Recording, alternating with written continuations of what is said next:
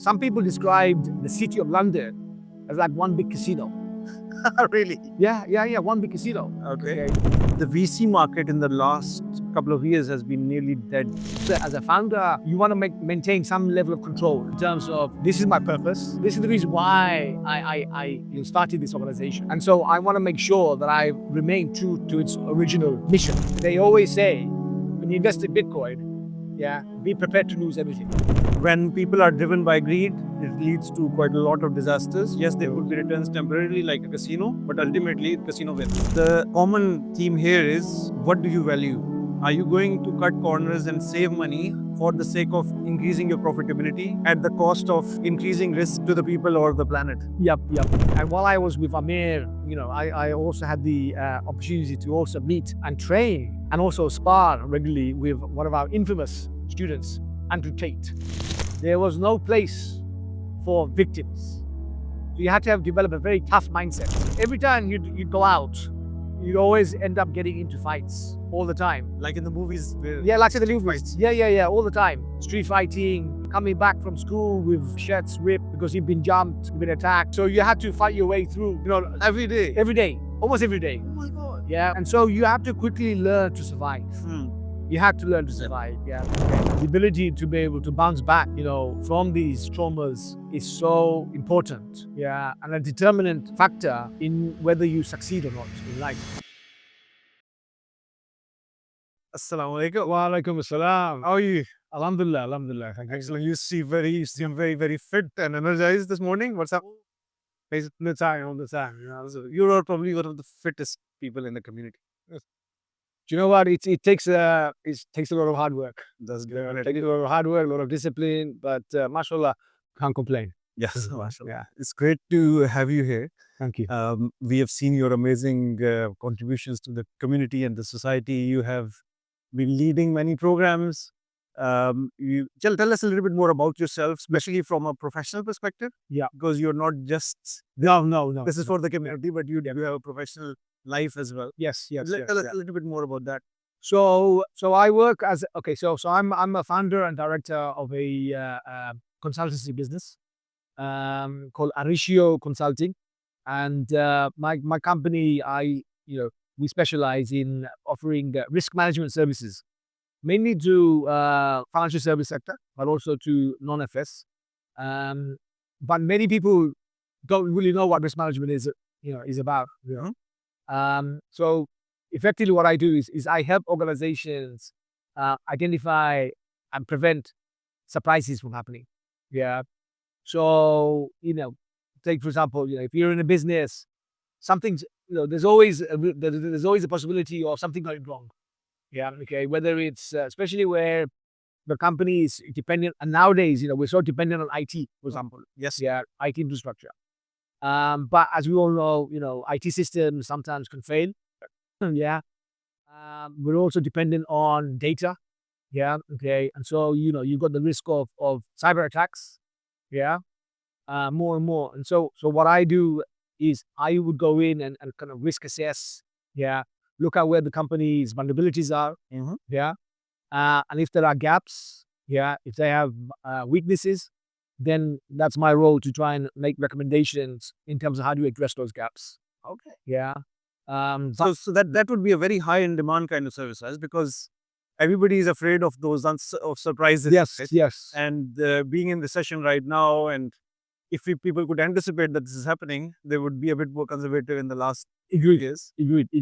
And then also in this tough time for businesses, you can actually prevent their unexpected costs. Yes. Agreed. So for example, if you look at around the world, what's going on, from a geopolitical standpoint, like for example, in the Middle East, where there's a lot of uncertainty, there's a potential risk of, a World War III taking off, and the impact isn't going to be just regional, it will be a global impact. Oil prices going up, those would then have an impact on the cost of goods and so forth. And this will have an impact on the everyday person. And so therefore, I see my kind of role is to help the CEO, the board, to identify those potential scenarios. Yeah. And assess, okay, if one of those scenarios was to materialize, yeah, what's the impact on your business? Yeah, what will be the impact on your business? Okay, how much impact can you as a business tolerate? Yeah, and what measures can you put in place? Yeah, to minimize the impact. Okay. Yeah, and then that will then go forward and shape their strategy. Long term. It's a very varied and interesting career. Career path. Because like I said, you get to interact with all levels of the organization, right from board all the way down to your receptionist. Yeah, Yes. at an operational level. Yeah, and you also get the opportunity to like I said, not just interact with executive level, okay, but they get to see who you are, they get to see your contribution, and so forth. So yeah, it's an exciting career. Um, and it can also be a very lucrative career. Lucrative. Yes, if you make the right choices. So if I understand this correctly, so you are into this risk management services business. Yeah. So you provide guidance to the companies. So as they have a vision, they have a strategy in place. It cannot be complete without having this risk management mechanism in place, right? Contingency planning and everything else. And this will not only relate to their operations, but also to their overall growth plans and everything else, right? Absolutely. And not just looking at the internal inside the company, but actually outside as well. Exactly. The geopolitical situations that Exactly. so you would scenario plan with them. Correct. You'll help them see what is possible, what if kind of scenarios, right? Precisely. And that will enable them to be prepared. Correct. One way or another. Correct. Both ways they're ready. Correct. And you'll keep on going. So in my mind, it looks like a big tree. Yes. Is that It is absolutely right. I mean, ultimately, what I try and do is to try and get the company to a point where they are resilient. okay? Yeah. Okay. And what does that mean? That means that, say, in the event that something does go wrong, yeah, and like with any plans, yeah, there is no kind of straight upward trajectory. Yes. Okay. Sometimes, where, if you've made a plan, okay, and you want to go from A, B, C, D, okay, sometimes someone may throw a spanner in the works. Yes. Yeah. Sometimes, probably most often. So most often, yes, okay, something goes wrong. And so therefore, you have to quickly respond. Yeah, okay. And how you respond and the speed that you respond by, okay, will determine, your ability to bounce back. Yeah, your ability to bounce back. And interestingly, for example, in the UK, so the UK regulators, particularly the financial regulators, so I would say, they're at the leading edge compared to anywhere in the world. Really? Yeah. Okay. Absolutely. Okay. I mean, I would say the UK financial market and the regulators are definitely, I would say, 5-6 steps ahead of the US regulators, European regulators. Really? Yeah.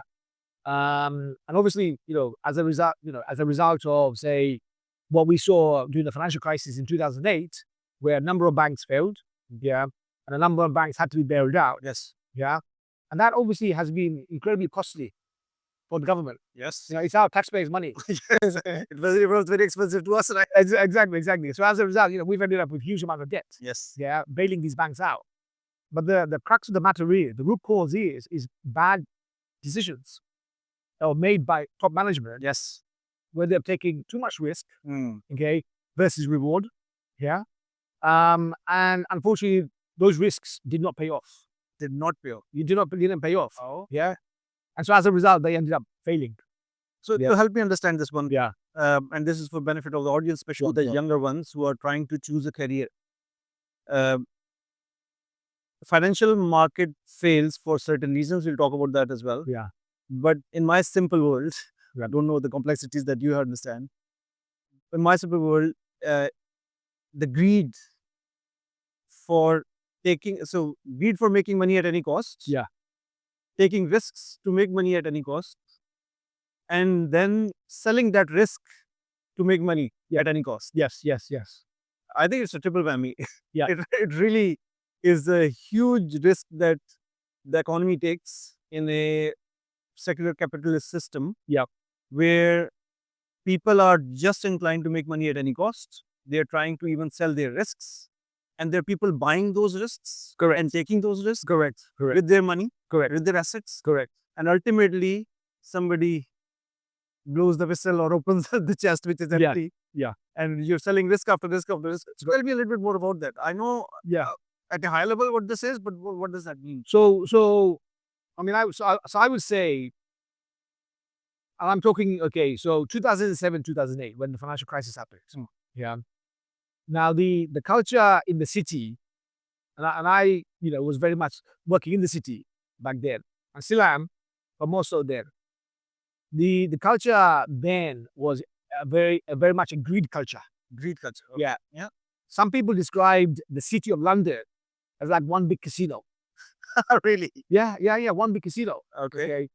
And so a lot of bankers, they didn't really have much skin in the game. Yeah, so for them, okay, if they took a massive risk, yeah, okay, and that risk didn't pay off, yeah, what are they going to lose? Not much. Yep. Yeah, they might lose their job, Yeah, maximum. but they're not going to lose their houses. They're not going to lose their livelihood. And Somebody else will. Somebody else will. Yeah. Yeah, exactly. Okay, so they didn't really have much skin in the game, and so they were purely driven by greed. Yeah, big bonuses, unlimited, uncapped bonuses. Really. Yeah, and also, the CEOs of those companies, they were also driven by greed. Yeah, and while banks, financial institutions may have had checks and balances in place, like your auditors, like your risk managers, and so forth, but a lot of them, unfortunately, okay, may have, run the warning bell. Yeah, to say, guys, you're taking too much risk. There's too much risk sitting on the balance sheet. Yeah, and so forth. You guys need to back off. Yeah, but the problem is they can only advise. Yeah, they can only advise. Yeah, and the bottom line is it's down to the execs to make the final say. So they can take on board the advice, but it's them who will then execute. So what is the pressure on them? So to take such a risk, right? Some independent person with their high integrity is advising them, like yourself. Yeah. Right? So you are saying that risk that's beyond your pace, Beyond our appetite. stop there. Right? Outside our appetite. You will not be able to handle it, and it's going to create a big disaster. Yeah.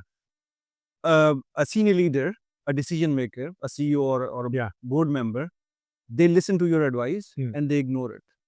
Why would they ignore it? They know it's going to cause a chaos and a disaster, but they still go for it. Like what is driving that? What's driving that is, okay, so they may have a very high appetite for risk. High appetite for risk. Yeah. Because So of the again, high returns or because of the high return. because so like a casino. Correct. Okay. Yeah.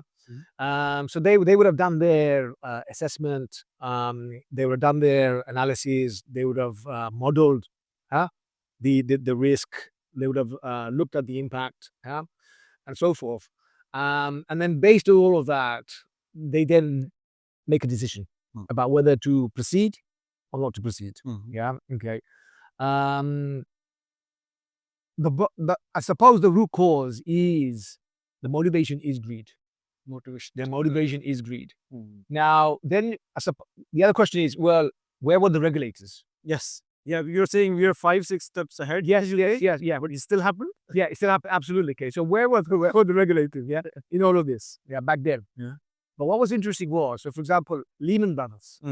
Yeah, which failed. Yes. Yeah. Lehman Brothers failed. Yeah. And they unfortunately tried to seek bailout from the American government. Yeah, at the time, and the American government said no, they're not going to bail you guys out. Yeah. But what they found was when they did the review, the post-crisis review, what they found was the regulators who are supposed to oversee the banks, and it's their job to make sure that these banks are operating within their appetite, that they're not taking too much risk, that it's going to result in shareholders losing their money,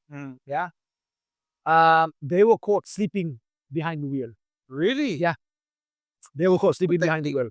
And What they drunk or yeah, you understand. You'd think so. You'd think so. Yeah. What they drank. Okay. But what was interesting was that so a lot of the banks, what they did back then was, so they had hired some very, very clever PhD graduates to develop very complex risk models. yes. Yeah. I've Okay. seen that in the movies. Yeah. Absolutely. Okay. The big And- short. Yes. Yeah. Precisely. Yeah. Okay. So these guys, they came in, we call them rocket scientists. Okay. Yeah. Okay. Super bright kids. Yeah. They were asked to develop models. They developed various risk models. Okay. And then they developed very complex products. Mm. Yeah. Very, very complex products. But these products were so complex that not even the regulators could understand how they were. Oh my God. Yeah. Okay. And so as a result, where the regulators were supposed to audit these products, yeah, they're supposed to go in and look at the products, take the products apart, to make sure that the products make sense. But they had not got the ability to understand what's going on. Exactly. Oh, it's so complex. It was so complex. Yeah. Okay. And so a lot of the times, the regulators just said, "Yeah, fine, okay, go ahead." Computer says yes. Go Yeah, for it. absolutely. Okay. And so looking back, the regulators, they kind of put the hand up and they say, "Guys, you know what? We are partly responsible for the financial crisis." Okay. And so since then, one of the measures that they introduced was, okay, they're going to beef up their skill set. Mm-hmm. Yeah. Okay. So they're going to be these very complex modelers. Yes. Yeah. Okay. Within the regulators. Financial models. Yes. Yeah. Yeah. For them to be able to then go in and audit these financial models. Yeah. Secondly, they also introduced what we call senior managers regime. Senior managers. Yeah. SMR. Okay. And that's a regulation that came in whereby if you become a senior manager or a member of the C-suite, yeah, okay, you also become accountable. Ooh. Okay. Yeah. So there's some accountability, right? Some Because you mentioned earlier they were in a casino, they were a greed culture, they were driven by greed, Exactly. no limits. So Yeah. People were just playing blind. Absolutely. And now you're saying when you become a senior leader or decision maker Yeah. to a certain stage, SMR comes into play. Correct. And with that, there is some accountability at least. Yeah. Saying, okay, if you mess it up, you're not going to get a free ticket. Exactly. Okay. So if you mess up, okay, so you also become financially liable. Financially liable. Financially Oh, wow. Yeah. So that's Okay. So therefore, when you sign up to become a C-suite member, Mm. okay, you also have to sign on the dotted line, yeah, to say that if you make the wrong decision and it's a reckless decision, Mm-hmm. yeah, sometimes decisions may not go your way. Yes. Okay.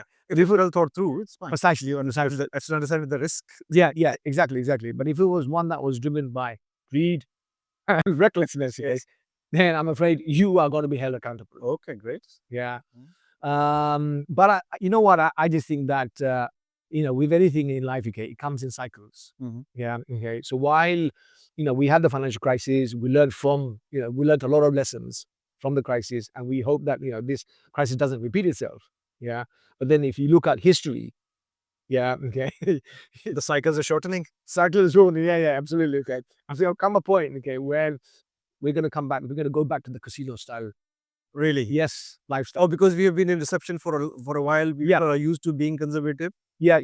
in their risks Precisely. or risk management, and then there will be a time when we'll see a bit of growth. Yeah. And then that will drive some greed, and then they'll say, okay, let's push the boundaries, Exactly. and they take more and more risks to a point where it's beyond their Exactly. appetite or manage Exactly. the thing that they And can manage. and one of the other measures that they had introduced was capped bonuses. Whereas quite important. Yeah, it is quite important. Whereas before it was uncapped. Okay, because uncapped would lead to the casino style Precisely. taking, right? Precisely. Okay. Okay. But from what I've heard through the grapevine Mhm. is that banks are now looking at reintroducing uncapped bonuses. My Again, God. fueled by high profitability, Yes. and greed. So, while I'm an optimist, okay, but I'm also a realist as well. Yeah. Okay. At some point, that Yeah. culture is going to come back. Yeah.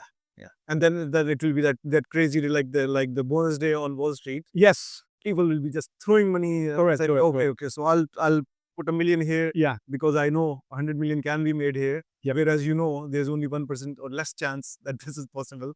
You just Agreed. London for a long time. One of the reasons why London became the number one financial hub of the world, okay, was because of very relaxed regulations.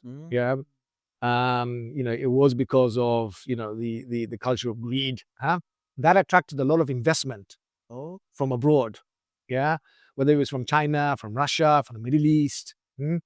London was the place. just And there's always competition between London and Wall Street. Yeah. In terms of who is the best, who's the number one. Yeah. And I think okay, for a while now, I think Wall Street is kind of leading the way. Yeah. But I think again, London are now thinking about, let's relax out of these regulations. Let's try and influence the regulators. Yeah. To kind of step back a bit. Yeah. Let us do a bit. Let us play. Absolutely. Yeah. Yeah. okay. So okay. I'll try to summarize what I understand. Yeah. And this is just to make sure that I can understand it from a layman's perspective. Yeah. There are people who manage people's investments. Yeah. And they are leading some institutions, or they are investment advisors, or they are venture capitalists. Yeah. Anybody who has the money, or who knows people who have money, comes to businesses saying, okay, you can grow, I can help you scale. Yeah. Take this money, give me the share, we'll grow together. Yeah. The VC market in the last couple of years has been nearly dead. Yeah. Right. It's showing some signs of movement, but it has been extremely safe play by the VCs. How does this VC side of risk taking work? So venture capitalists, so they have a pool of money. They have a pool of money, okay, and the idea is that with that pool of money they would invest in let's say for example startups. Yep. Yeah. Okay.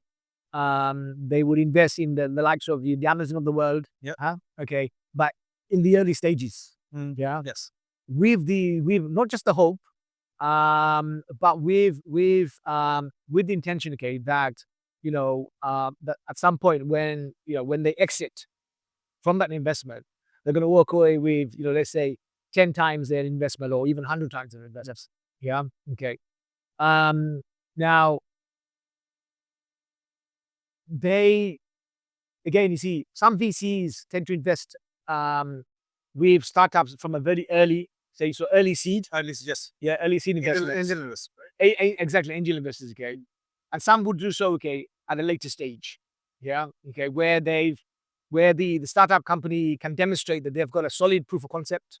Yeah, that they've got the concept. They've gone from concept to actually the company is now maybe not making profit. Yeah, but it's generating sales. Yeah, but in order for them to scale up by multiple levels, they need investment. Yeah.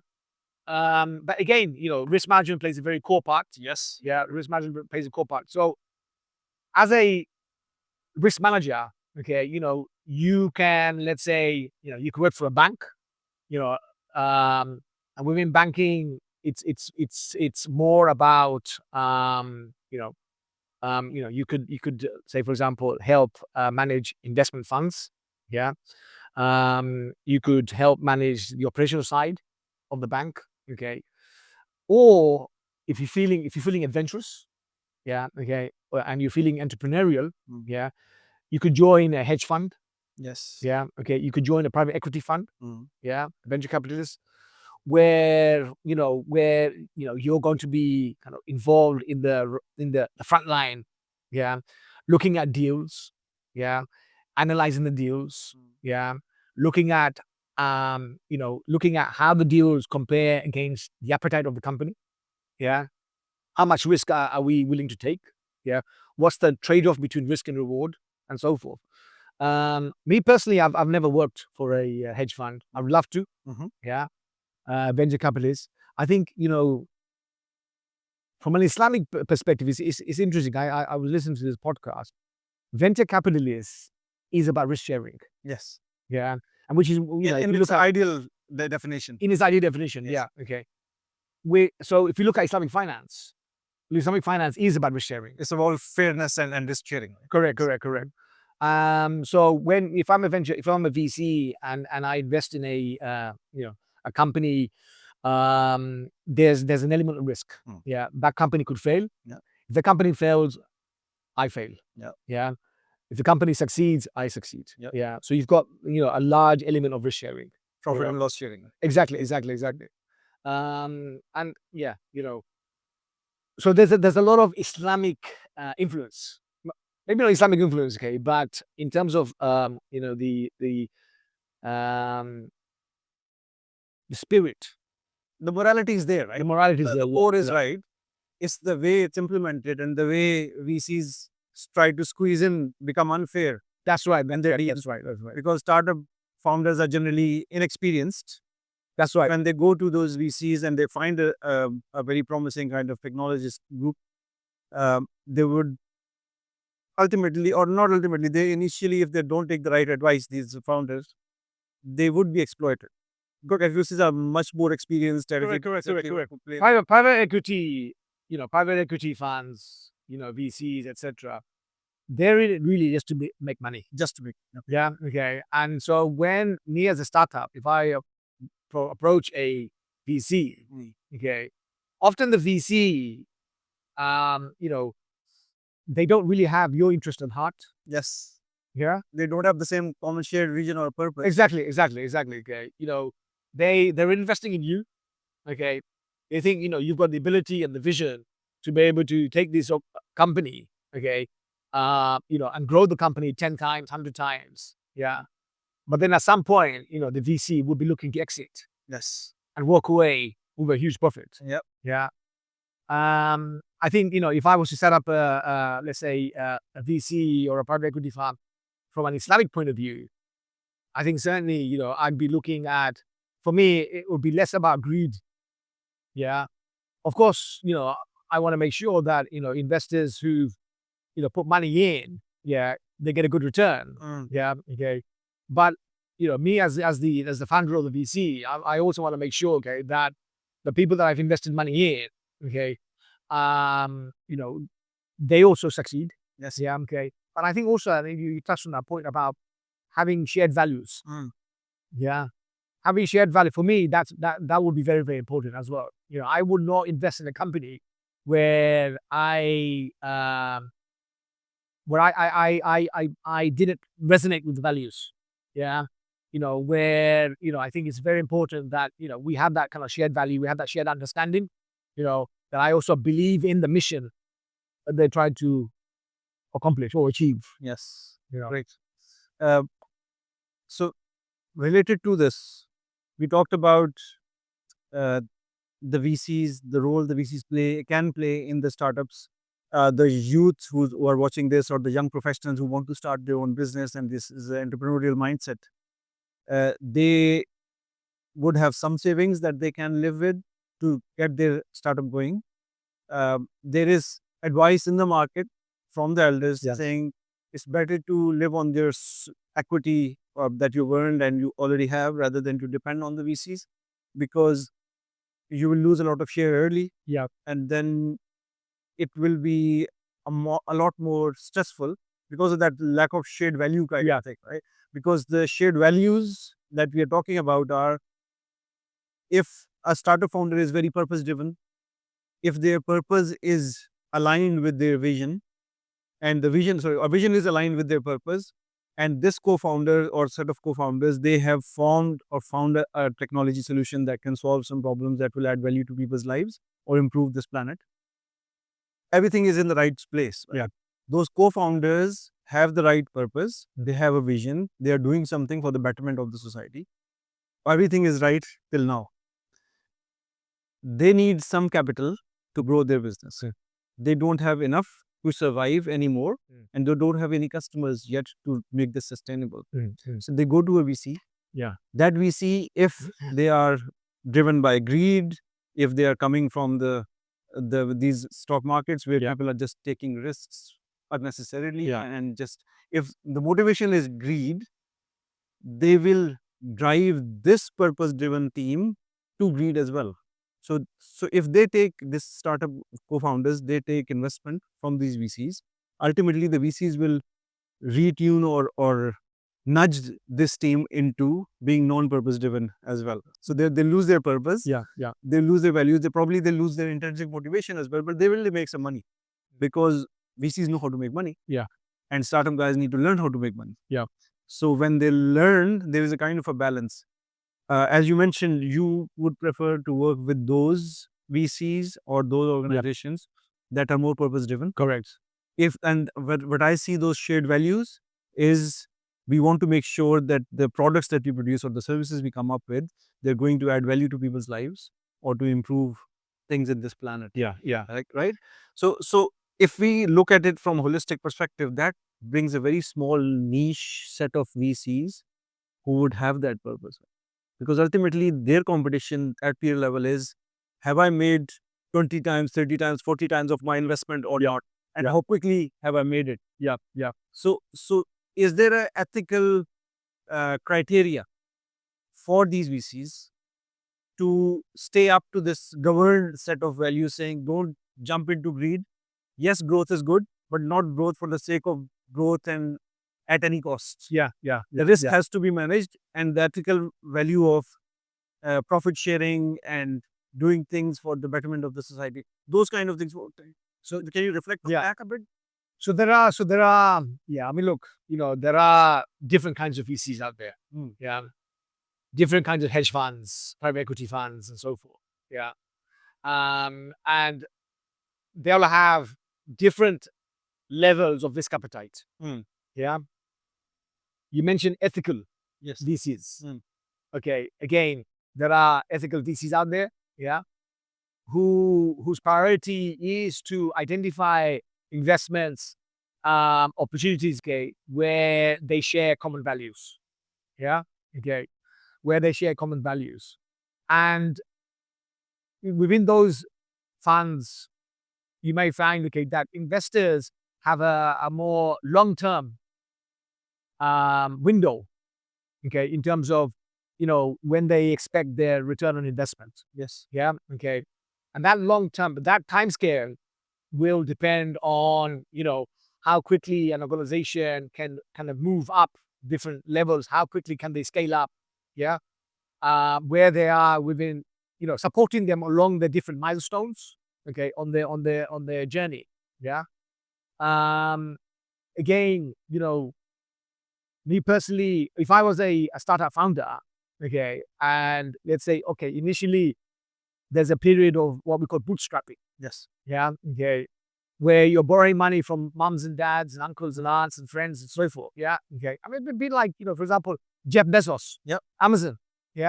Amazon started off selling books online. Do you guys know? He had a little office, and but his initial investment came from, I think, his parents. And friends.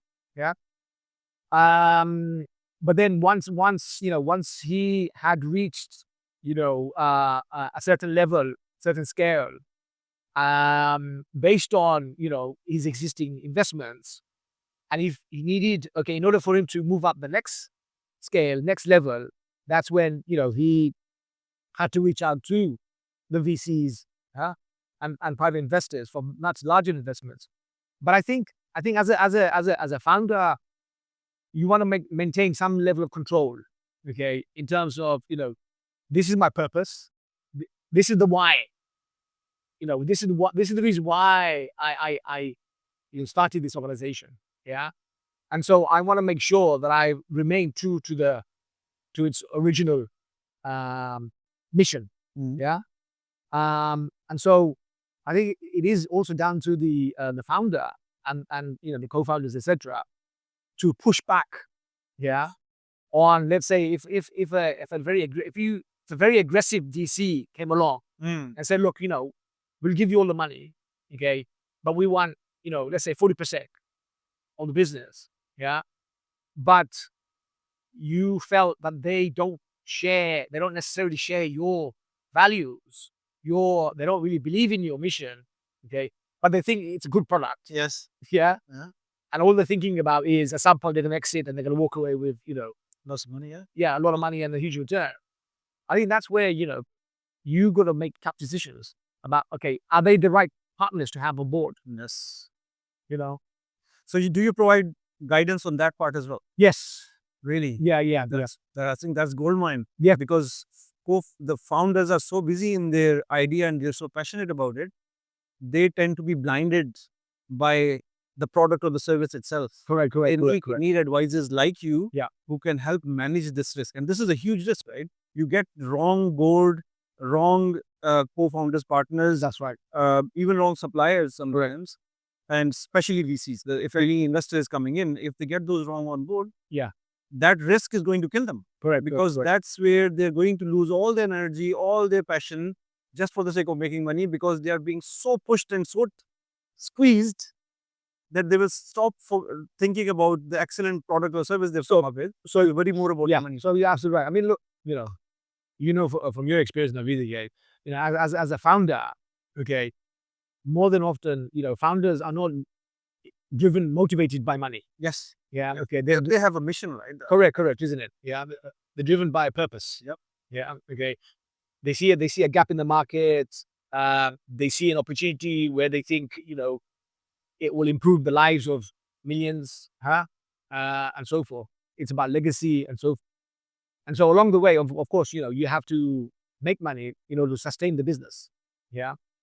But, making money isn't their Prime objective. primary objective. Yeah. Yeah.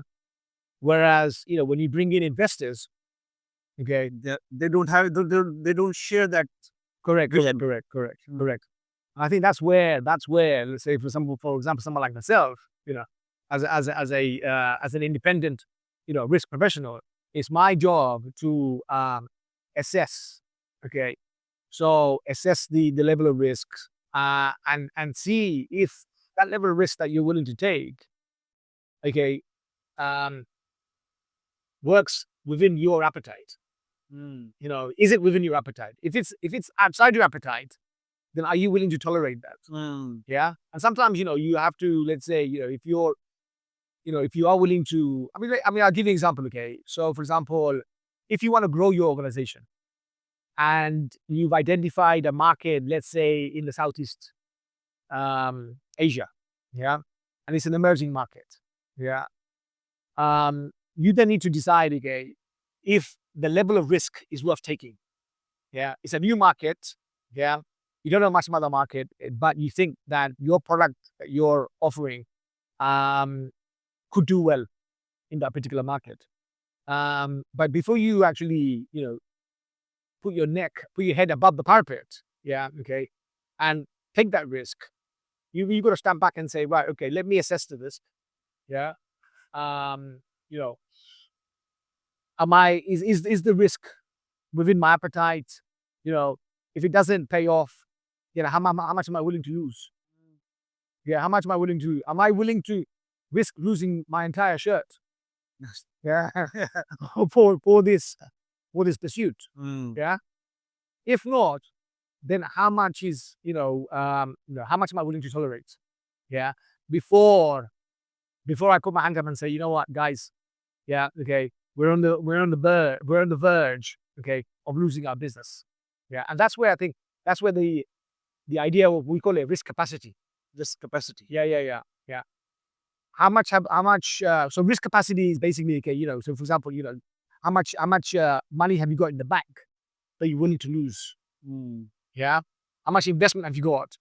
Yeah. That you're willing to lose in pursuit of your objectives. Yeah. And it may be, let's say 10%, 20%.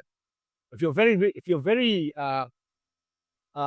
very much a risk taker and your risk appetite is very high, then you may say, well, okay, I'm willing to risk everything. It's like investing in crypto. Yes. Yes. Bitcoin. Yeah. They always say, when you invest in Bitcoin, yeah, be prepared to lose everything. Everything. Yes. Yeah. So, so we've talked about quite a lot of interesting things about purpose-driven, how people being purpose-driven can be to an extent exploited by those who are not purpose-driven. The risk management of side of things, especially what is your expertise, is enabling people, guiding organizations in making better decisions. Absolutely. Spot on. To stay um, pure to their cause. Yeah. They can pursue their path that they've chosen within the ethical limits and the right shared values.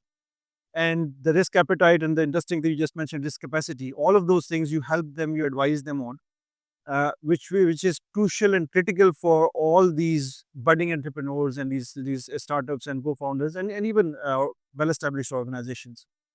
When people are driven by greed, it leads to quite a lot of disasters. Yes, there could be returns temporarily like a casino, but ultimately the casino wins.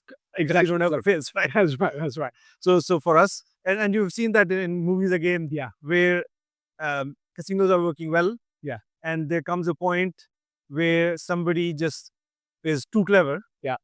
And they try to play the game and they start winning and the casino kicks them out Correct. Correct. because they're not supposed to win. Yeah. Right? Yeah. So the common person doesn't even understand it. Also, they're kicked out anyways. Right? Same goes with the organizations. They if they are willing to take those risks, there might be returns, but ultimately, if they're not in the right company and the right environment, ultimately they are going to lose. Correct. Because if they start making too much, Yeah. they'll be kicked out. Correct. So there's a kind of a balance that we need to find, and your risk advisory can really help in that. Correct. Early stage startups, scale ups, and well established organizations. Great. Staying true to the purpose, that what I understand is the shared values and the risk management and the strategic view of how the vision can be brought to reality. You can bring a realistic and optimistic approach to life with them, helping them see what risks exist. It's like a tree in my mind. Yeah. Okay, so if there is a, like, not tree, but actually we can talk about the roots. Yeah. So there's one big trunk goes into the ground. Yeah. And then there are so many different possibilities. You can go from one decision point to another. Yeah. Lead to that one end of that route and the other side as well. Yeah. And you can help people understand, navigate through those scenarios. That's right. And yes, we can plan, let's say, 4 different paths, different big routes. Yeah. And we go into the smaller choices. But when the reality hits, they could be switching between those paths. Correct. And you help them see those as well. Correct. Which is a great insight, looking into the 1-year plan, 3-year plan, 5-year plan, 10-year plan. So That's right. That's right. I'm more. I like to think of myself as a navigator. As a navigator. Yeah. So the analogy that I use is, I'm the person who helps the captain of the ship. You help the captain of the ship. Yeah, captain of the ship. Okay, identify potential icebergs. Oh. Yeah. So if I was, let's say, for example, if I was on board the Titanic. Yes. Yeah. If I was on board the Titanic, okay, I think for me, they said with the Titanic, that it was unsinkable. Yes. Yeah. And because it was unsinkable, they only had a limited number of lifeboats. Yeah. Lifeboats. Yeah. Yeah. Pretty limited number of lifeboats. Yeah. Okay. But obviously, as we know, okay, the Titanic did sink. Yeah. It got hit by an iceberg. Yeah. And it sank. If it had enough lifeboats, then I'm sure a lot of the passengers would have been saved. Yes. Yeah. Now, if, for example, if they had risk assessed the ship, yeah, and proactively identified the potential dangers, yeah, then one of the things that would have come up is, okay, not enough lifeboats. Yeah. So the scenario I would have played out, okay, in this example would be, if we're going from Southampton to New York across the Atlantic Ocean, yeah, okay, along the way, what if, yeah, you mentioned, okay, what if we get hit by an iceberg? Yeah, okay. Do we have enough measures in place, yeah, to save our passengers? Yeah. And one of the measures would be, okay, lifeboats, having enough lifeboats. And if the answer was, well, okay, we only have 15 lifeboats, but yet, we've got over, 1,500 passengers, then based on that, my assessment would be that we don't have enough lifeboats. Yeah, we don't have enough lifeboats. What's the likelihood of us hitting an iceberg? Yeah, we'd kind of work out, looking at historical events. Yeah, okay, and assess the likelihood of that happening. And it could be, I suppose, okay, it wouldn't be a common occurrence. Yeah, okay. It would be one of those, I suppose, we call them long tail events. Okay. Yeah, long tail event. Or long Yeah, term. okay. Yeah. So very, very low probability, but if it was to happen, the impact would be severe. Yes. Yeah. Okay. Yeah. So it would be one of those type of scenarios. Yeah. A bit like our pandemic. Yes. Yeah. Okay. Low probability, But when it hits, but high severity. The high severity. Okay. And often, in these situations, what happens is organizations and governments, yeah, tend to what they tend to do is they tend to have a contingency plan. Yep. If it was to happen. Yeah. But it's often, sometimes they tend to accept the risk. Okay. They tend to accept that risk because it's a very, very low probability. Mm. So it's, let's say, so we like to, when I look at probability, I like to assess the probability based on, let's say, 1 in 5 years, 1 in 10 years, 1 in 200, 1 in 1,000-year event. Yeah. Something like a pandemic, something like a ship hitting an iceberg could be let's say, a 1 in 100-year event. Yeah. What then tends to happen is, okay, is it worth us investing money now for an event that may not happen for at least 100 years? Yes. Yeah. Yeah. Okay. And the answer could be, well, no. Yeah. You don't have the money anyway. Yeah. Exactly. Okay. But what we'll do is we'll monitor the situation. Yeah, and so forth. And I think in the case of the Titanic, they probably made that decision where they said, look, the likelihood of that ship hitting an iceberg is rare. Yeah. And therefore, I think we can accept the risk. Yeah. And go with the number of lifeboats that we already have in place. Okay. That is risk management. Amazing. Yeah. Excellent analogy. I really enjoyed that. And I think we can have a deeper conversation on it because there's so many different things that the startup founders and those budding entrepreneurs can learn from it. Because there is as you mentioned, the risk capacity and the kind of risk appetite people can manage and the amount of risk they're willing to take. It could be risk of life in the case of Titanic, or if this is life-saving product or service, or it could be loss of capital, or property investment, whatever. The common theme here is, what do you value? Are you going to cut corners and save money for the sake of increasing your profitability at the cost of increasing risk to the people or the planet? Yep. Right? Yes. Or vice versa. And then that comes back to the same, if there is greed involved, you will make some bad choices. Correct. And if they don't have advisors like you, or if they don't listen to the advisors like you, there is a likely chance that the scenario will happen. Correct. And the disaster will hit them Really hard. Correct. Okay, great. Yeah. So great talking to you about those points, and we'll come back to this in a few minutes, inshallah. I'll want to switch this to the second part of your personality. I'm sure there are many aspects of it. The community knows you as a very contributing physical fitness enthusiast or geek kind of person, right? You will push the limits. You want everybody to be healthy and active. Tell me more about it. Like, how did you become like this? Were you always like this right from childhood? How did you come up with this type of personality that you are right? Yeah. So interesting. So I so as a kid, I suppose I was a skinny kid. I was a skinny kid. But I was always into sports. Okay. Yeah.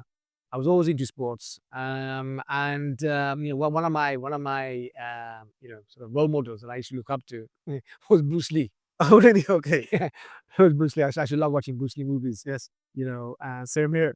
Bruce Lee, yeah, and so for me, I kind of always aspired, to have the physicality of someone like Bruce Lee. Because you were thin, you were like, okay, Yeah, that's more of the not got Arnold, right? exactly. That, for me, that was more realistic. Yeah, yes, okay. and also, Bruce Lee wasn't just, physical. I mean, he was, intellectually, he was, Yes. light years ahead. Yeah. It's incredible. I mean, that guy, I mean, they say, it's once in a lifetime that you come across individuals like, Yeah. like Bruce Lee. And so I kind of, got into martial arts, from a young age, started trying different martial arts out, like karate, like Shaolin. Okay. Yeah. Again, Shaolin was something that I was inspired by watching many of Jackie Chan's early movies. Okay. So Jackie Chan, he specialized in Shaolin because I think he spent many years, sort of living with monks in monasteries and so on. But I kind of enjoy the physical side, of martial arts. And then I wanted to sort of, put size. I wanted to put a bit of muscle. Okay. So again, as a youngster, you then came across people like Arnold Schwarzenegger, you mentioned. Yeah. Okay. And you thought, wow, he looks good. I want to be like him. Yeah. And so I started going to the gym as well, started sort of bulking up, started doing lots of weight training and so forth. Yeah. So I did that for many years. And then I went back into martial arts. And I started, I found Thai boxing. Okay. Yeah, I found Thai boxing, Muay Thai. And I found this amazing instructor. His name was Master Sken, from Thailand. And he was one of the founders of Muay Thai. Oh, really? Yeah. Oh, wow. In this country. Oh my So he God. brought Muay Thai to the UK. And I was fortunate enough to train with Master Sken and his brother, Master Kit.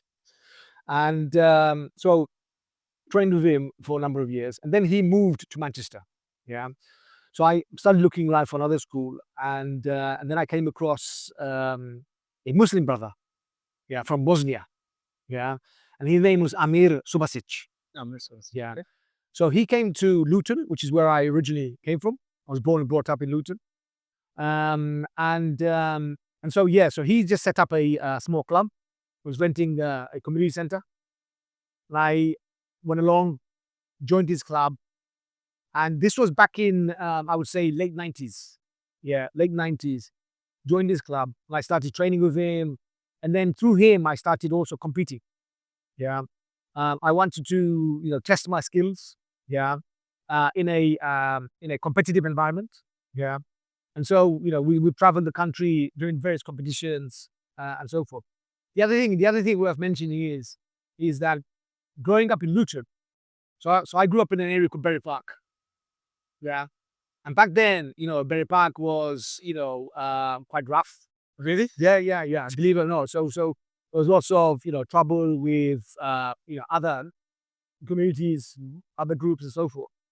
And so it was, I would say, it was tough growing up.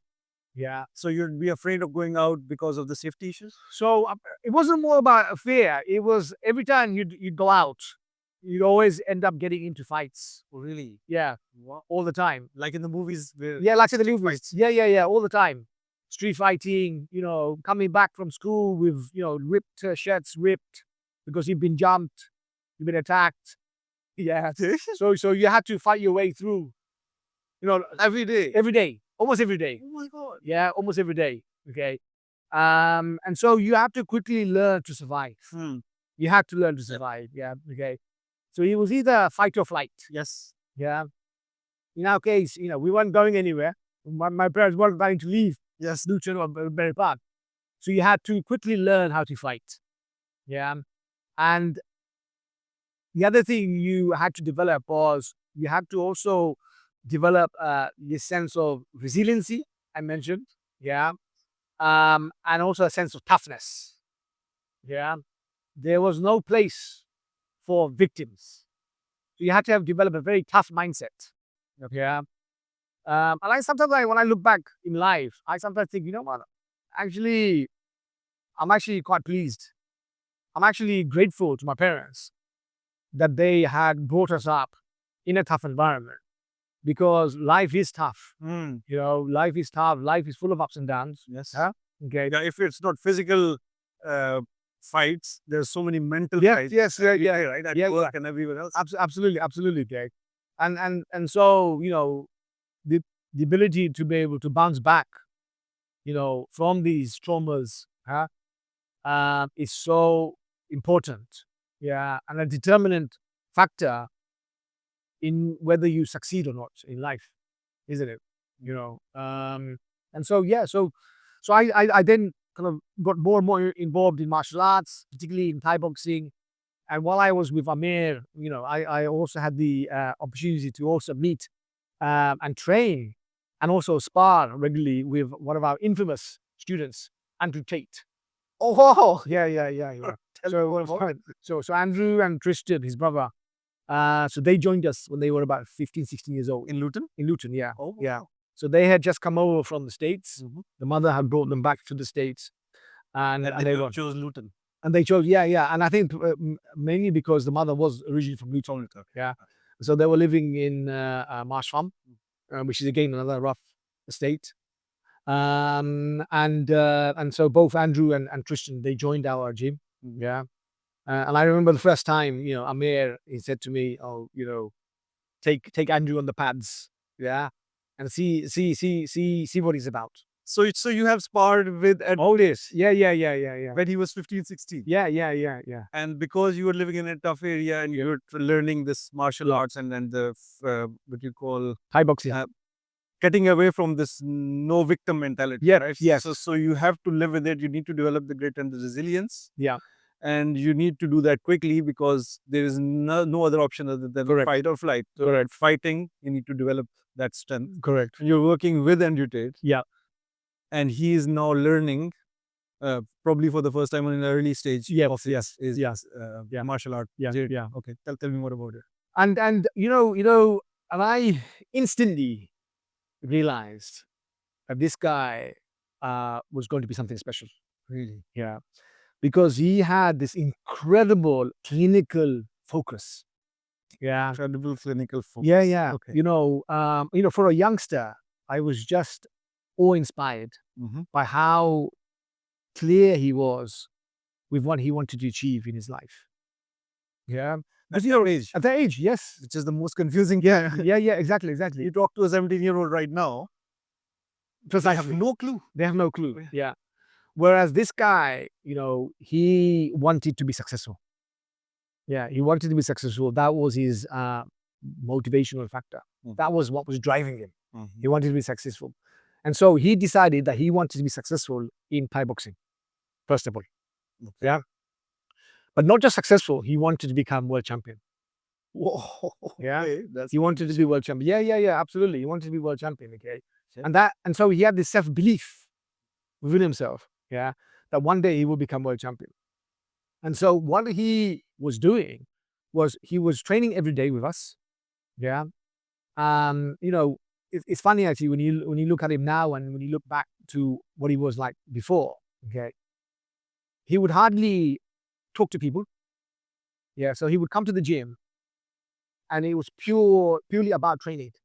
Yeah. He would, yes, he would, maybe spend a couple of minutes doing a bit of light banter. Okay. But it was just purely about training for him. Yeah. He would come in. It So not here to make friends. No, exactly. He was not there to make friends. Yeah. He had a goal to achieve. Yeah. And so he looked at the trainers as his means to an end. Yeah. He was there. He wanted to learn as much as possible. He was like a sponge. Yeah. He was taking in our advice. Yeah. He was taking in our instructions and so forth. Okay. And every day he would learn. And he would also train outside the club.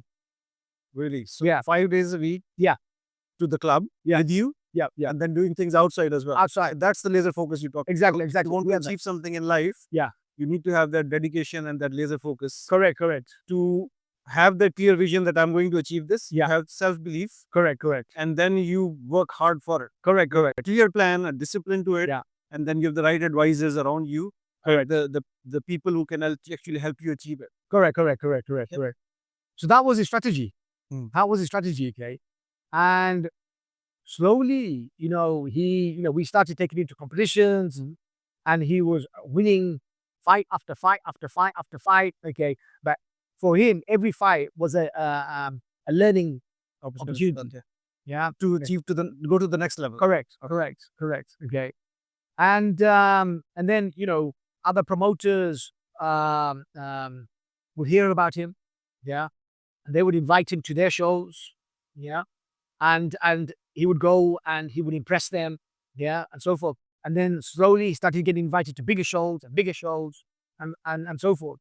And then over time, he then kind of worked his way up the league, the fight league. Yeah, and eventually, he would be sort of the number one contender for the championship belts. Really? Yeah. Wow, absolutely. Okay.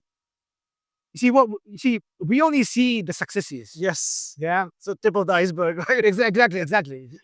We don't see the amount of work and the hours that someone has to put in, yeah, to achieve that level of success. And then slowly, he started winning, championship belts. Yeah. And eventually, he became, 4-time world champion. Really? I don't know. Yeah. He became 4-time world champion. Okay. But even from the outset, myself, my main instructor, Amir, and others around him, okay, we knew, okay, that this guy was going to go somewhere. Yeah. Because as we said, he had a laser focus. Yeah. And he was so hungry that he was prepared to do whatever was necessary. Yeah. To achieve his goal. And, when I look at other, professional athletes and others who've achieved exceptional success, okay, they all share a common set of traits. Yeah. I'll give you an example. Okay. So, the law of attraction. Yeah. Okay. The law of attraction. Okay. Where if, for example, if you can visualize success in your head, in your mind, okay, if you can visualize success will come to you. Yep. Yeah. And many successful people have described their journey as that. Yeah. There is a point in their journey where all they could visualize is the end goal. Yeah.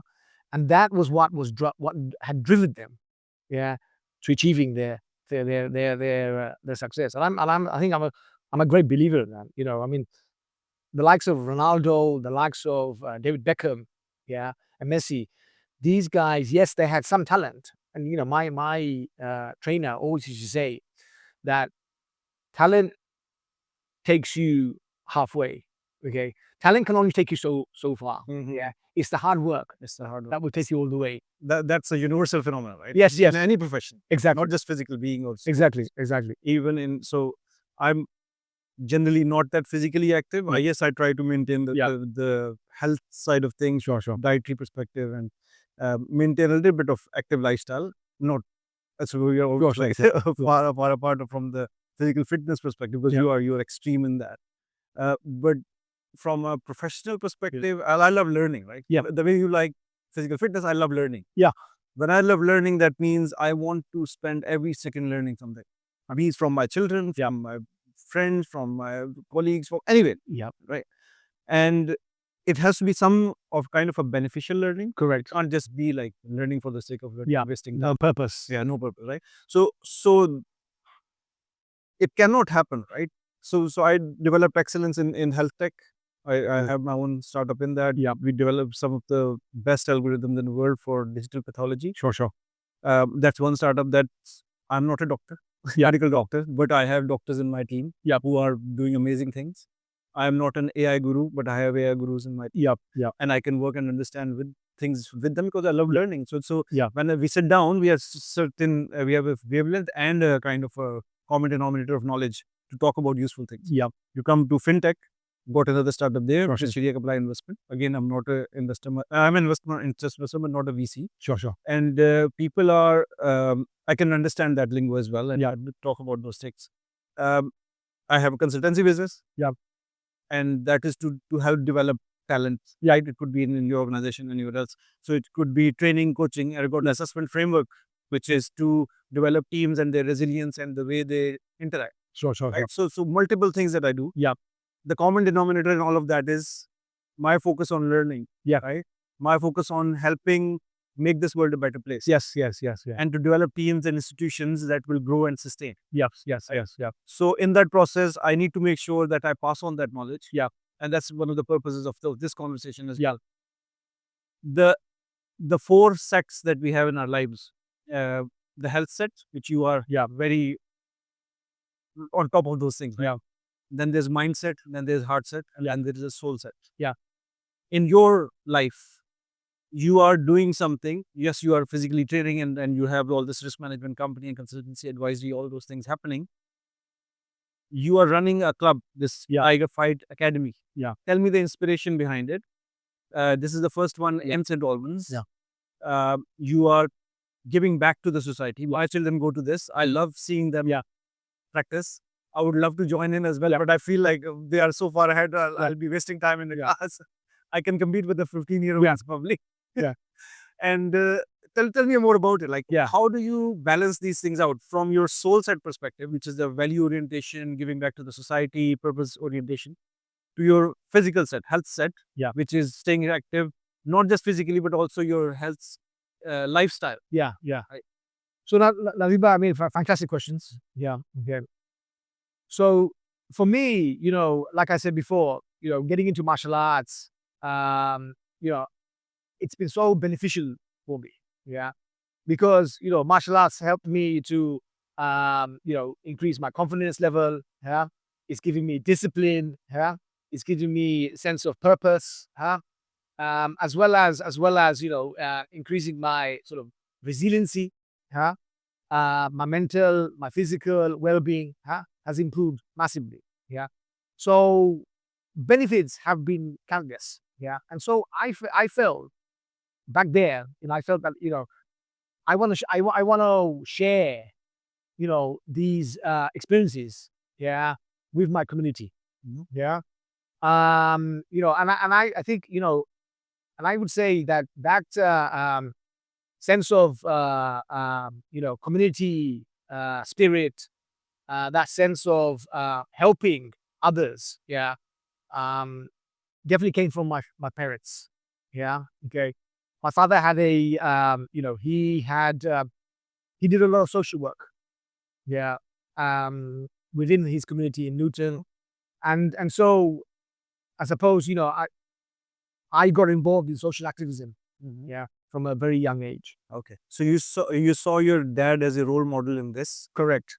even though you might not have liked it at that time. Yes. You might be feeling like, why is he pushing you to do those things? Correct. Or my children do that. Yeah. But you saw him in action instead of him saying that you should do something for the society or something for the greater good of the people. He was doing it. He was living that Correct. in front of you. Correct. And over the time, you have realized that this is what you should be doing as well. Absolutely.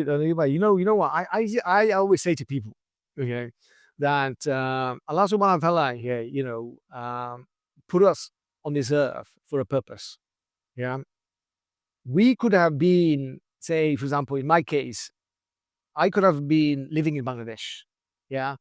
I could have been living, in a very sort of poor situation. I could have had a very poor upbringing. Yeah. Okay. But yet, I've been blessed to be, living in a prosperous country where there are unlimited opportunities. Yeah. Yeah. Okay. If we use our brain correctly, we can exploit those opportunities for our benefit. Yeah. But like everything in life, I don't believe in free lunch. Yes. There's no such thing as free lunch. Yeah. Everything comes with there's a string. Yes. And a condition. Okay. And similarly, Allah subhanahu wa ta'ala, as a Muslim, he's placed us here in the UK. Yeah. But it has to come through a set of conditions. Yes. Yeah. Okay. And so he is going to ask us, what did you do for me? Yeah. Yeah. Okay. I've given you all these opportunities. Yeah. And alhamdulillah, you've capitalized, you've maximized on these opportunities and so forth for yourself, for your family and so forth. Yeah. But what's your legacy? What did you do for me? What did you do for my people and so forth? And I kind of feel that, that's my purpose. Yeah. Maybe that's my purpose. And maybe my purpose is to help, people, help youngsters, become a better version of themselves. Yeah. whatever, through my physical training, through my ability to condition them, look, martial arts is a vehicle. Yeah. Okay. A vehicle that they can then use, okay, to achieve their goals in life. Yeah. And my idea is, my purpose is, when I train kids. So, for example, I train kids. I also, while training, I also like to share snippets of my wisdom. Oh, great. Yeah, Okay. So okay. it's not just a physical training. No. Absolutely. Okay. So in between sessions, okay, I like to also kind of talk about the importance of discipline. Yeah. Okay. Talk about why they're doing a particular exercise. Yeah. Okay. How does it benefit them? Yeah. Everything has everything has a logic. Yeah. Whether you do, let's say, if I ask a student to do 50 press ups. Yes. Yeah. But why are we doing 50 press ups? Yeah. Yeah. Okay. It's not just about building strength. Okay. It's also about building mental toughness. Yeah. Because when let's say you're halfway through your press up and your body just wants to let go. Yeah. But your mind is saying, no, keep going, keep going. Okay. You need to achieve that 50 press ups somehow. Yeah. By hook or crook. Yeah. That is mental resiliency.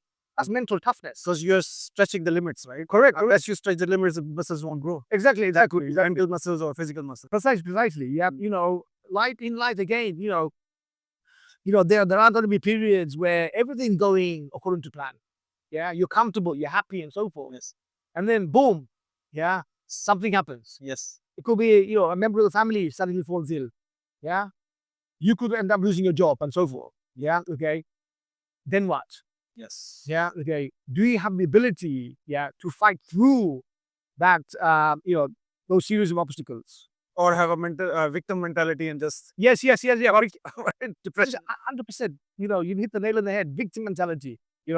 And so when I look back to my life and I think about, okay, what martial art has done for me, okay, it's given me that mental toughness, and it's made me think like I'm a warrior. But the beauty, I have to say, I think we are fortunate as Muslims is because we've got our faith, our Islam. And I do feel sorry for people who are non-believers, who don't have that faith, who don't have that strength that we can lean on. Yeah. And so for me, Allah Shukriya, I am so grateful to Allah subhanahu wa ta'ala, okay, that He's given me, this beautiful religion called Islam. Yeah. And so combination of Islam and martial arts, makes me feel, I would say, indestructible. Yeah, indestructible, because I know that, even if things are going tough, even if things are going bad, I know, okay, that I've got Allah subhanahu wa ta'ala, to lean on. Yeah.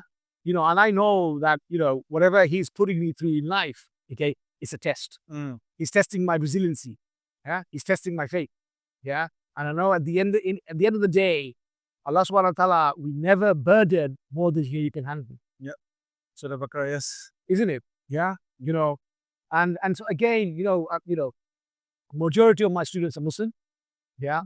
And I know a majority of the kids are going to go through ups and downs of life.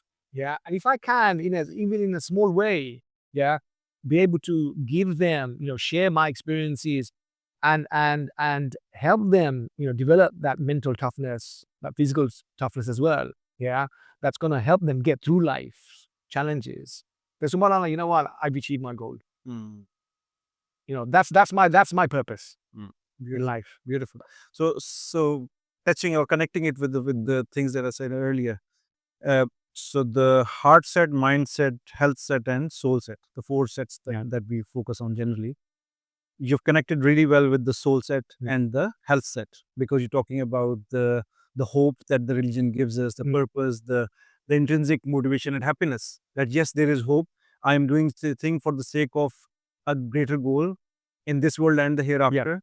I am responsible for all my actions, because on the day of judgment, my actions I'm responsible for, and ultimately those are going to define my next life, which is much longer. Correct.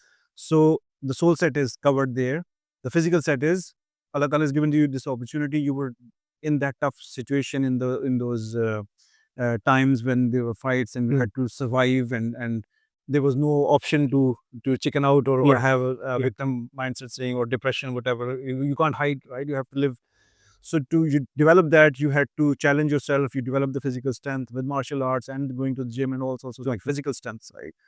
And you had these great teachers and coaches who would help you develop that, right?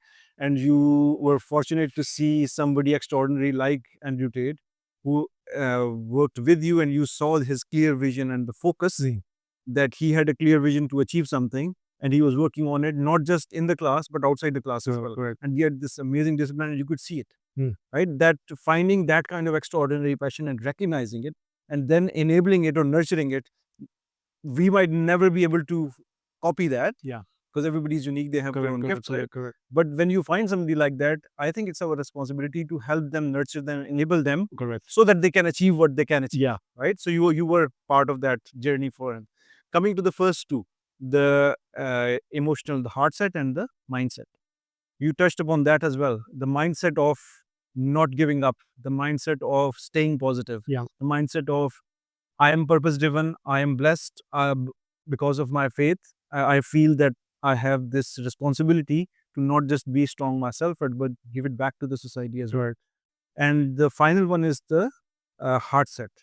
Interestingly, you mentioned that in your sessions, you also not only physically train them, but in the breaks or in the reflection times, you help them understand what the power of discipline is.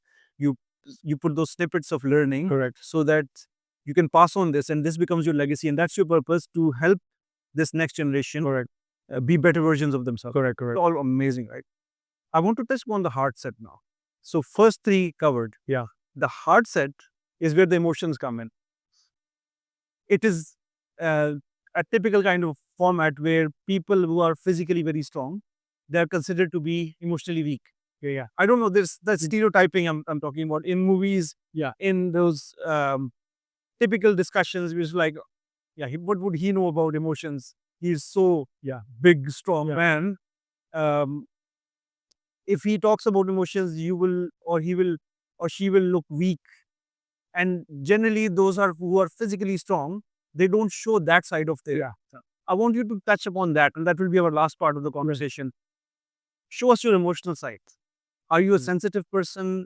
You mentioned you were not very introvert in the start as a personality, but you have evolved over time. I can see you are contributing to quite a lot of initiatives, not just this. You're part of the board locally as well. You tried to, and we're still trying to improve the schools as a board of director, and many other institutions, right? Show us your emotional side. So it's interesting. So I suppose as an elder, as the eldest in the family. So often, you're considered, as a role model for your younger sibling. Yes. Yeah. Okay. And I suppose as a boy in the family and the eldest, you're taught that you're one day you're going to lead the family, after your father and so forth. And I think in our culture, we're taught or we're told, that if you're male, and that's you're not supposed to be emotional. Right. The moment you have a tear, it's like, are you a girl? Yeah. I'm sorry to use this, but this is very common. Exactly fair. But I think me personally, yes, I have an emotional side. Yeah, yes, I have an emotional side. Okay, but I think in different scenarios throughout my life, whether it's the sudden loss of my father, out of the blue, and I was very, very close to my father. I had to contain myself. I had to contain my emotions. Okay, Even at a tough time. even at a tough time. Okay, because I had a younger brother, who just lost his father. I had a mother who wasn't well. Yeah, and so I took it on myself to lead the family through this emotional period. without showing signs of, emotions or weakness. But there were private times when I have broken down, and I've cried because I still miss my father. I still miss my father. Um, but you know what? I would say that there's nothing wrong with showing emotions. Yeah, there's nothing wrong with showing emotions. Um, but at the same time, I suppose, you know, you need to keep control of yourself and your emotions. Yeah. Because when you're making tough decisions, yeah, ideally, you want to make sure that your mind is clear. Yeah. Um, but yeah, I mean, people think that, yeah, Saeed, because of his background, yeah, that he's tough, and it's funny actually, because I think family members and other friends and so forth, they do sometimes, they may consider me in the first instant when they see me or they meet me for the first time, etc. They may think that I'm I may come across a bit cold. Yes. Yeah. And I think that's probably because, again, through life, life shapes you, doesn't it? Life experiences shapes you as an individual. And I'm one of those individuals who, while I am, very personable and very friendly individual, okay, I'm not one to drop my guard too quickly. Yeah. Okay. Just for good reasons. Yeah. Absolutely. Okay. But once I'm comfortable with a particular individual and so forth, yeah, I'm willing to lay my life for them. And I've always said to close friends and so forth, yeah, that if if you need a soldier, yeah, to watch your back, alhamdulillah, I'm here for you. So beautiful. So uh, it's just quite interesting. I've known you for a few years now. Yeah. I've seen you in action. We've worked on a few projects together. Yeah. I've worked in various settings, right? Sure. I've always found you very personable, very sincere, very genuinely trying to help, right? And because you are one of the physically strongest people I know in this peer group, uh, there is a certain set of expectations, like, okay, so this is the tough guy coming, right? But I never felt that in the emotional side. I don't know, for some reason. You may be saying that some people might see you as a cold initially, and then when you warm up later. But I've not felt that, which is different. That would be unique. But coming to this point about showing yourself as tough, and the society expecting you to show yourself as tough, so that you can manage these tough situations, and you're like a rock, and because you are the eldest son and your dad passed suddenly, your siblings were looking up to you as a role model, and your mom was not well. So it's like you suddenly becoming leader of the house. You need to own it, you need to stay strong, and your emotions are going to drive the strengths of your younger ones. Not showing your emotions, do you think it has had any impact on your younger ones? Are they sensitive, or they colder initially as well? Do they contain? Because what I feel, one thing, sorry, I picked up and I need to look at this note. So you chose not to show your emotion and you contain them, because that could be treated as a weakness. But in the private moments, you would let it go. Yeah. Would containing those emotions in those actual situations, in those timelines, would that cause a negative impact on your heart, which is a negative meaning extra pressure on your heart, like you're pretending that nothing is happening, but inside you are really broken down? I'll give you an example. Yesterday, one of my friends' dad, we were at his funeral. He was telling me about how he was taking care of his dad and he was very sick. And I couldn't stop crying.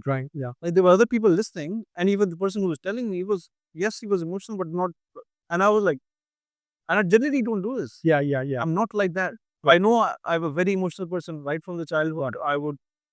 I have 3 elder sisters. There's a different dynamic. Yeah. I'm the youngest son, so I'm always treated as the little one. Yeah.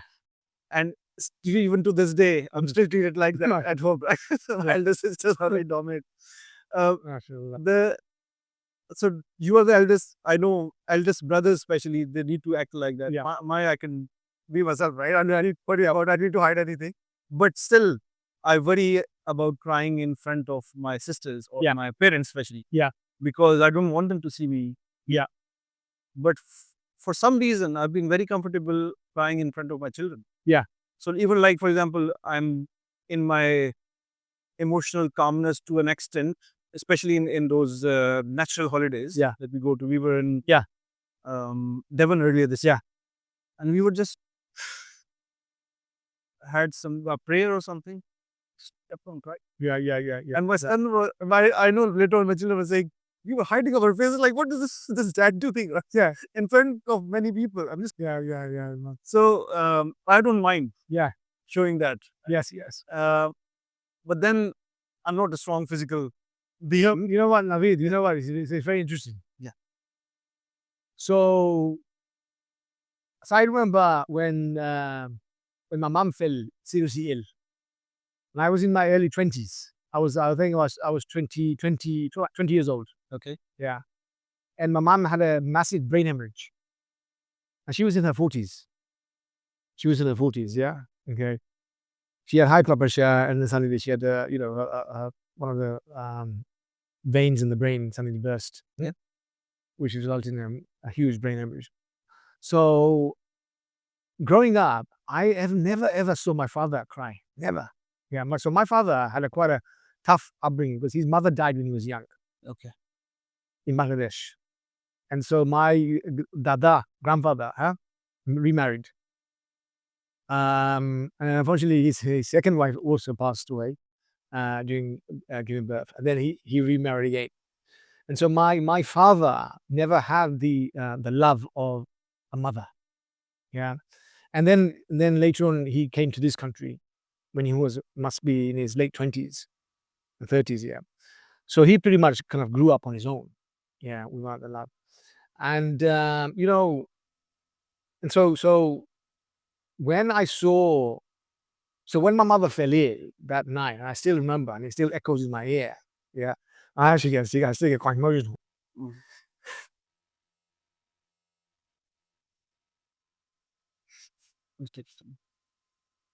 And when he started to cry after the doctor had told him that my mother may not survive, he was howling so loud. I mean, I was shocked. Because I've never ever seen him be emotional. He was crying like a baby. So I took it myself, to again step up and take that lead, because I knew my father was an emotional wreck, and he needed my support. And while I was breaking internally, I was breaking up as a son, seeing my mother so vulnerable, yeah, and she was on deathbed. And but I felt like it was my duty to keep the family together and so forth. And and so over time I became again quite emotionally tough. Very rarely did I ever show my emotions. And then when my father passed away, again I had to contain myself. But there were times when I would break up and cry privately. And I remember at the time I was doing a project at the Bank of England when my father passed away suddenly. But I was married. I had 2 kids. I had a mortgage to pay and so forth. And so I couldn't take enough time off. So I returned to work 2 weeks after his passing. And my boss said, Saeed, you should have taken a longer time off. And I said, no, it's fine. And so there were times I used to cry in the toilet At the office. Yeah. Because I was so emotionally broken. Yeah, but at the same time, I was also, I had a family to feed and so on. Anyway, so over the years, I kind of contained my emotion. I very rarely did I ever cry. And then when my mother passed away, and my mother used to look after my mother, and so did we. And so she was in a wheelchair. She was bedbound for 15 years. And then when my father passed away suddenly, we were then left with the responsibility of looking after mum. And our life for those last 15 years was around looking after mother. And then when my father suddenly passed away, my mother was, kind of almost helpless. But then within a year and a half, she passed away. But in a way, I was actually grateful to Allah subhanahu wa ta'ala. I was actually I was so grateful that Allah had showed mercy on my mother, because my mother was missing my father a lot. So the years went by, both parents passed away. And then recently, so my mom's brother, who lived in Luton, so he kind of almost stepped in and became our elder, right? We became very, very close. And my mama, he would keep the family together. We would have family gatherings at his house and so on. And he was only, he was young, and then come August time, he went into hospital, and what was supposed to have been a routine, heart operation, he had blocked arteries. He died. He died suddenly. He was in his early 60s. And again, all my emotions just came flooding out. Yeah. And I was crying every day. And you mentioned about, crying in front of the kids. I was crying in front of my children. Yeah. My children would come and they would console me and so forth. And they would say to me, Dad, just pray for his soul and so forth. And I realized, what, I'm now come to a stage in my life now where, I'm not afraid to let go of myself emotionally. I now come to a stage where I feel, okay, that, I'm now lived 75% of my life. Yeah. By the remaining 25% now, I want to do as much as I can, in terms of leaving some sort of legacy. Yeah. For me, the pursuit of wealth, doesn't no longer motivates me. Yeah. If it's in my rizq that I should become wealthy and so forth, alhamdulillah, I'm comfortable. Okay.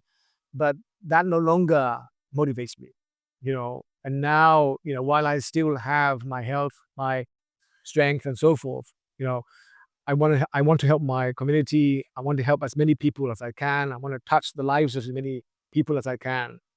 And then, somewhere along the line, I hope that it's enough for me to be able to say to Allah subhanahu wa ta'ala, this is what I've done through my life. One day, I want to, become, reunited with, my family members, with my parents and so forth, But until then, I want to continue, giving back to the community as much as possible.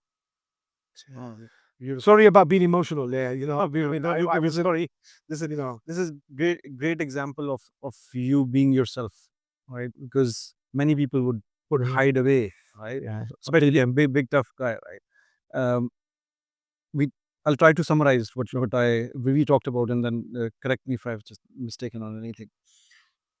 I'll just keep the lenses of those 4 sets. We talked about your businesses and your advisory on risk management. We talked about your health related thing. We talked about investments. We talked about managing our legacy or trying to develop our legacy, purpose orientation. We talked about giving back to the community and society. We then touched into the emotional side of things, being ourselves, right? Because we're all humans. We have emotions. Even if we hide them, if we don't show it to anybody, that doesn't mean we don't have them. Sure. And the shield that we have sometimes makes people misjudge that there is another human being. It's not a wall. Sure. Yeah. Rock. So looking at it from those 4 lenses of the heart set, the mindset, the health set, and the soul set. I started the soul set first because we talked about purpose quite a lot. So purpose from your risk advisory perspective is you can enable people to find their niche of saying, okay, there's a set of values that we live by, which is to make contribute to this globe, to be beneficial to the people, the business or the services that we're coming up with, the entrepreneurial or business otherwise. you can help them intersect and you can help them risk manage their long-term direction. Correct. You can also enable people who are trying to choose careers in their risk management along similar lines as well, right? Because career choice is that risk management that they have, Correct. and this will be with them forever. Correct. Right. So that's great. So that's from the mindset perspective. You also talked about not accepting victim mentality. Yeah. Because society would push you into a corner. Correct. If you have victim mentality, you will close down, you will hide away, or try to hide away. You cannot hide away from life. Ultimately, you go into depression and so many other things will happen. So the only way is to fight back. There's no flight, there's a fight. Correct. Right? And the fight is not physical. We're talking about mental fight first. Correct. Develop the mental resilience, have clear focus, have clear purpose, clear vision, pursue, have clear discipline. And that brings us to the health set. Because mindset and health set come together, hand in hand, right? It's like glove in hand. So the health set wise, you are very keen to be physically fit and strong right from early age because you were in that condition. Correct. And Allah Ta'ala puts you in that situation where He wants you to develop some skills, and you did, alhamdulillah. Yeah. And that physical fitness led to working with some amazing people like Andrew Tristen and others. And you saw the extraordinary talent around you and you enabled them. And then you yourself kept on developing it. Yeah. And you saw your father being a very contributing members of the society, always helping. And you saw that and you listened with your eyes. Yeah. And you followed those footsteps saying, you need to give back something to the community as well. Correct. So your intersection of your risk advisory and your health and fitness approach, you combined them up. Correct. And you started giving it back to society through this tiger fight again. Correct. And my children are benefiting from it. My family and my whole, I can see so many people love this opportunity to be physically fit. And it's not just to fight here because alhamdulillah St. Albans is very safe. I don't see any fights here. Yeah. They always come back with their suits intact. But that physical strength is talking about the discipline and the mental strength you need and the physical body that you need to support that mental strength. Correct. Fitness for long term. Correct.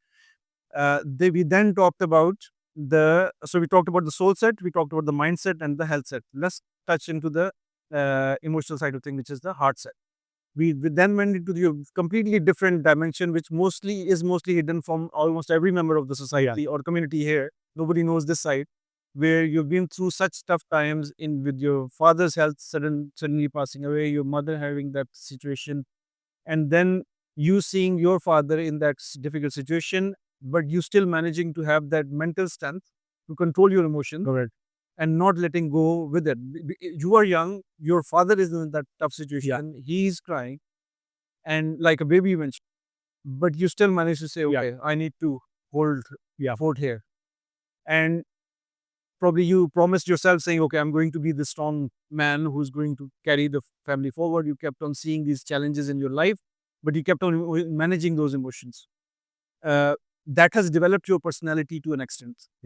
And that personality, and many people would have gone through similar things, which is those environments, those friends, those family situations, parents, they create a certain personality in you. They nudge you into shape. And that shape is where initially you might appear cold because you are that big jump man, strong man, and you're supposed to be tough. And you are not supposed to cry. You're not supposed to have tears. You're not supposed to act like a weak person who cries. But that's a misconception, that's stereotyping. Correct. Very strong people also cry. Correct. And crying is a emotion that happens in the heart all the time, or most of the time. Whether it comes to the eyes or the expressions, that is up to you.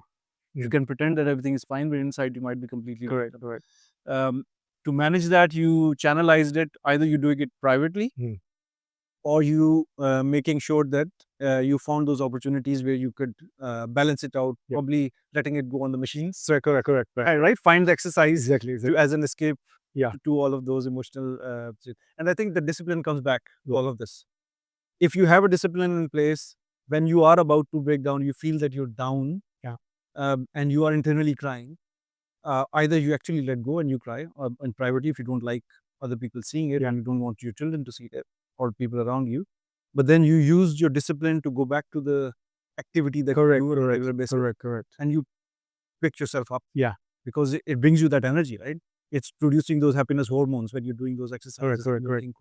So Yeah. I think this is has been an amazing session. Thank you very much for being yourself, and I learned so much. It's been very therapeutic for me. So Yeah, I hope that people will like it, because I want people to understand that it's not just the career or the choices where we make in our professional lives that are the core of our personality. There are so many other things that we have and we can give back. correct. And for the young leaders, for the young budding entrepreneurs, or those who are choosing their careers, they need to know these careers exist. Correct. Till now, I didn't even know that this is a specific role or advisory thing that happens, that exists, and then it can be a profession for somebody. Correct. Right? And I feel that this is one of the critical professions Correct. that needs to advise the purpose, the vision, the strategy, and everybody else in all organizations, in all contexts. Correct. Especially in these tough times, and when the times go better, even more. I mean, you're absolutely right. I mean, risk management doesn't just occur in a professional context. We all have to manage risks in our lives, isn't it? Yes, Yeah. all the time. All the time. But ultimately, through managing risks well, okay, it should also make you resilient. Yes. Yeah. Key thing is resilience. And I think that's the outcome that we want to achieve. Yeah. Is are you strong enough, to be able to bounce back from whatever life throws at you? Yeah. And I think with us, I think the fact that because we have Islam in our lives, and like I said before, even when things aren't going according to plan, aren't going according to, aren't going the right way that you expected, you have to put all your trust in Allah Subhanahu wa Taala, isn't it? Because we believe that He's the greatest of all planets. Yeah, and sooner or later, they say every cloud has a silver lining. Yeah, that cloud, that dark cloud, those thunderstorms will eventually pass. Yeah, but in order for that to pass, you just need to have faith in Him, faith in Allah. Yeah, and I think a combination of physical, mental resiliency, spiritual resiliency, yeah, hopefully a combination of all of that will be enough to get you through life's ups and downs. So beautiful. Very, very beautifully summarized. Thank you very much for doing that. And my final thought on this is, Allah Ta'ala has given this opportunity for us, this life, for us to do something beyond ourselves, beyond being selfish, right? And the legacy that will stay will nothing be, we won't have any pockets in our shrouds, right? We won't be taking any money, even a single penny with us. You won't be taking our houses or cars or anything else. We won't be taking our profession or anything else. Yeah. Only thing is what we leave here, which is a sadqa jariyah. Yes. Right? So unless we are working on it, we are mistaken that we will have a legacy. Yes. Nothing will survive other than our good deeds, sadqa jariyah. And for you, it has been around helping people develop that resilience, be it physical, be it their other risk management, and all those things. And I can see that you are increasing the intensity of it, because as the time is passing, a few years, if I see your version of yourself a few years ago, I can see a lot of improvement in the, or not necessarily improvement, but focus has come in, saying, okay, this is it. Yeah. You're beyond just being motivated by money. Yes. And it's more of what I can give back and how can I develop future generation. Yeah. Yes. And I think that's an amazing mindset to develop, because there are so many amazing people in the community who are unable to recognize this. And unfortunately, there won't be a legacy for them, other than I left a house which was half of it was lost in the taxation. Yes. The next generation will be struggling to actually divide it up. Yeah. Absolutely. I think you're absolutely right. Like I said before, I think every one of us has a purpose in life, the why. Yeah. I think if we can find that why, and work on that, then I think we'll find that our life is much more fulfilling. Yes. I think money is just not enough to drive. Yes, you need money to live on. Yes. Yeah. But there has to be a much bigger motivational factor. Yes. So yeah, Alhamdulillah. Thank you, man. Wonderful. Thank you very much. Amazing. You guys, thank you. Thank you. Yeah.